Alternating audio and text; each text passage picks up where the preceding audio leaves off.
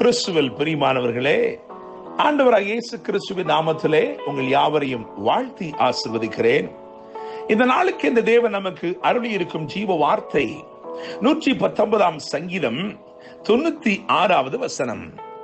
சகல சம்பூரணத்திற்கும் எல்லையை கண்டேன், உம்முடைய கற்பனையோ மகா விஸ்தாரம்.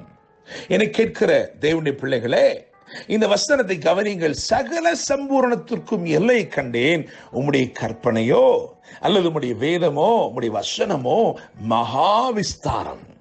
தாவீது எழுதின மிகப்பெரிய சங்கீதத்தில் இருந்து ஒரு சிறிய தியானத்திற்குள் கர்த்தர் இன்று நம்மை நடத்துவாராக. இந்த நாள் நீங்கள் பரலோகத்தின் ஞானத்தை பெற்றுக் கொள்ளுகிற ஒரு நாளாய் இருக்க போகிறது. தேவ ஆவியினால் உணர்வடைந்து தேவ ஞானத்தினால் நடத்தப்பட்டு சகல நன்மைகளையும் ஆசீர்வாதங்களையும் சுதந்திரித்துக் கொள்ளும் ஒரு நாளாய் இந்த நாள் இருக்க போகிறது. தேவனுடைய பிள்ளைகளே, என்னை கேட்கும் தேவ ஜனமே, இந்த சங்கீதத்திலே 119 சங்கீதத்திலே பிரதானமாய் ஏறெடுக்கப்படுகிற தாவீது ஏறெடுக்கிற சில ஜெபங்கள் உண்டு. முதலாவது அவன் சொல்லுகிறான், என்னை உணர்வுள்ளவனாக்கும் என்று சொல்லுகிறான். இரண்டாவது அவன் அதிகமாய் கேட்கிறான், எனக்கு போதியும் என்று சொல்லுகிறான். மூன்றாவது சொல்லுகிறான், என்னை நடத்தி அருளும். ஆண்டவரே, என்னை உணர்வுள்ளவனாக்கும் என்று திரும்ப திரும்ப அவன் கேட்கிறான். அடுத்தபடியாக சொல்லுகிறான், எனக்கு போதியும் என்று சொல்லுகிறான். மூன்றாவதாக என்னை நடத்தி அருளும் என்று சொல்லுகிறான். இவைகளைத்தான் திரும்ப திரும்ப திரும்பமாக இந்த அதிகாரம் முழுவதிலும் அவன் பேசுவதை நாம் கவனிக்கலாம். என கேட்கிற தேவனுடைய பிள்ளைகளே, இந்த வசனம் இப்படியாய் சொல்லி இருக்கிறது, உம்முடைய பிரமாணங்கள் அல்லது உம்முடைய வேதம் மகா விஸ்தாரம். சகல சம்பூரணத்திற்கும் எல்லை கண்டேன், உம்முடைய கற்பனையோ மகா விஸ்தாரம். சங்கீதக்காரன் என்று அறியப்படுகிற தாவீது அவனுடைய முதலாவது சங்கீதத்திலேயே சொல்லுகிறான், உம்முடைய வேதத்தின்படி நடக்கிற உத்தம மார்க்கத்தார் பாக்கியவான்கள்.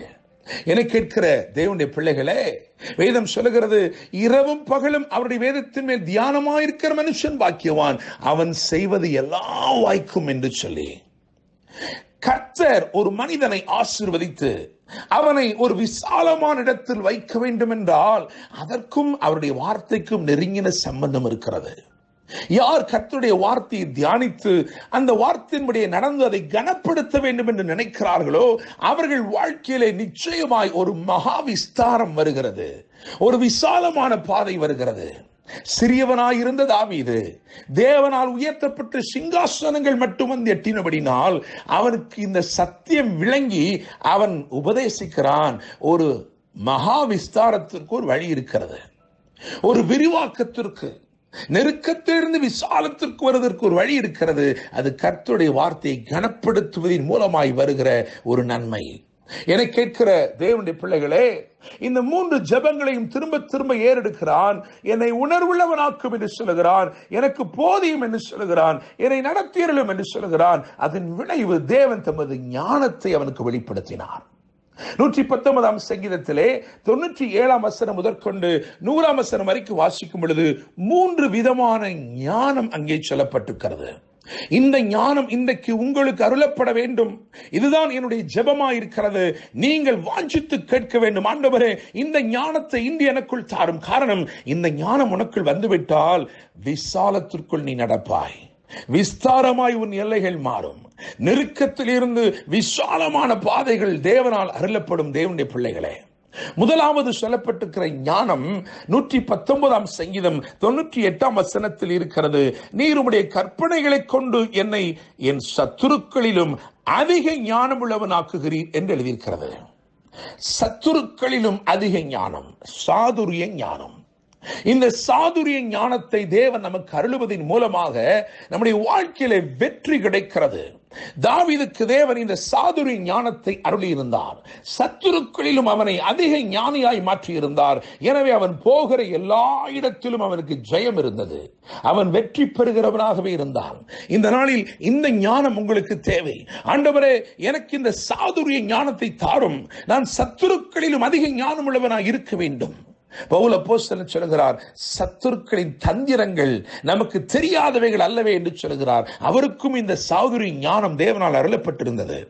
என கேட்கிற தேவனுடைய பிள்ளைகளே, இரண்டாவதாக 119 சங்கீதம் அதிலே 99 வசனத்தை கவனிக்கும் பொழுது, உம்முடைய சாட்சிகள் என் தியானமாய் இருக்கிறபடியால் எனக்கு போதித்தவர்கள் எல்லாரிலும் அறிவுள்ளவனாய் இருக்கிறேன். தத்துவ ஞானம், போதித்தவர்கள் எல்லாரிலும் அறிவு. என கேட்கிற தேவனுடைய பிள்ளைகளே, போதித்தவர்களுக்கு மனிதர்கள் போதித்தார்கள். அப்படியாக யாரோ ஒருவர் போதிக்கிறார் என்றால் அவருக்கு யாரோ போதித்திருக்கிறார்கள். போதகர்களுக்கெல்லாம் போதகர்கள் உண்டு. ஆனால் தாவீது சொல்லுகிறான், எனக்கு நீர் போதியும் என்று சொல்லி. எனவே ஆவியானவர் அவனுக்கு போதித்தபடினால் அவன் தனக்கு போதித்த எல்லாரை பார்க்கிலும் அறிவுள்ளவனாயிருந்தான். காரணம், ஆவியானவருக்கு அறிவை உணர்த்த யாரால் கூடும்? என கேட்கிற தேவனுடைய பிள்ளைகளே, இன்றைக்கு பரிசுத்த ஆவியானவர் உங்களை போதித்து நடத்துவார் என்று சொன்னால், இந்த தத்துவ ஞானம், போதித்தவர்கள் எல்லாரிலும் இருக்கிற ஞானம், எல்லா ஞானத்தையும் விட அதிக அறிவு உங்கள் வாழ்க்கையில் காணப்படும். இதன் விளைவு மேன்மையாயிருக்கிறது. மூன்றாவதாக 119 சங்கீதம் அதன் 100வது வசனத்தை கவனிக்கும் பொழுது, உம்முடைய கட்டளைகளை நான் கை கொண்டிருக்கிறபடியால் முதியோர்களை பார்க்கிலும் ஞானம் உள்ளவனாக இருக்கிறேன். விருத்தாப்பிய ஞானம். என கேட்கும் தேவனுடைய பிள்ளைகளே, முதியோரிடத்தில் நிச்சயமாய் ஞானம் இருக்கிறது. ஆனால் அந்த ஞானம் பட்ட ஞானமாய் இருக்கிறது. அவர்களிடத்திலே பேசும் பொழுது அவர்கள் தங்கள் வாழ்க்கையின் பாதையை திரும்பி பார்த்து உங்களுக்கு ஞானத்தை சொல்லுவார்கள். அவர்கள் சொல்வார்கள், இது போலத்தான் 40 வருடங்களுக்கு முன்பு என் வாழ்க்கையில் நடந்தது, 10 வருடத்துக்கு முன்பு என் வாழ்க்கையில் நடந்தது என்று சொல்லி தங்கள் வாழ்க்கையை திரும்பி பார்த்து ஞானத்தை கொண்டு வருவார்கள். இதுதான் முதியோர்களின் ஞானம். ஆனால் தாவீது திரும்பி பார்த்து ஞானத்தை பெறவில்லை. அவனுக்கு முன்பதாக he was walking by revelation. அவனுக்கு முன்பதாக, அதாவது இனி வரக்கூடிய ஞானத்தை பெற்றவனாய் தாவீது செயல்பட்டான். அதுதான் முதியோர்களை பார்க்கிலும் ஞானம், விருத்தாப்பிய ஞானம். என கேட்கிற தேவனுடைய பிள்ளைகளே, இந்த விருத்தாப்பிய ஞானம் உங்களுக்குள் இருக்கும் என்று சொன்னால், வெளிப்பாட்டின்படி வருகிற ஞானம் உங்களுக்குள் இருக்கும் என்று சொன்னால், நீங்கள் அறிந்திராதவைகளையும் உங்களை அறிவு கட்டாத நன்மைகளையும் நீங்கள் சுதந்தரித்துக் கொள்வீர்கள். 3 ஞானத்தை குறித்து பேசியிருக்கிறேன். சாதுரிய ஞானம், அதை பார்க்கிலும் அதிக ஞானத்தை தேவன் உங்களுக்கு அருளுகிறபடினால் இன்றைக்கு தேவன் வெற்றியை தரப்போகிறார். போதித்தவர்கள் எல்லாரிலும் அறிவு, தத்துவ ஞானம், அதை பார்க்கிலும் அதிக ஞானத்தை தேவன் உங்களுக்கு அருளுகிறபடினால் நீங்கள் மேன்மை அடைவீர்கள். முதியோர்களின் ஞானம், விருத்தாப்பிய ஞானம், அதை பார்க்கிலும் அதிக ஞானத்தை தேவன் தருகிறபடினால் அறிந்திராத, அறிவு கெட்டாத நன்மைகளை இன்றைக்கு நீங்கள் சுதந்தரித்துக் கொள்வீர்கள். கர்த்தர் தாமே இந்த வார்த்தைகள் மூலமாய் இன்று உங்களை ஆசீர்வதிப்பாராக. என்று அன்புடன் pastor Daniel Moses. God bless you.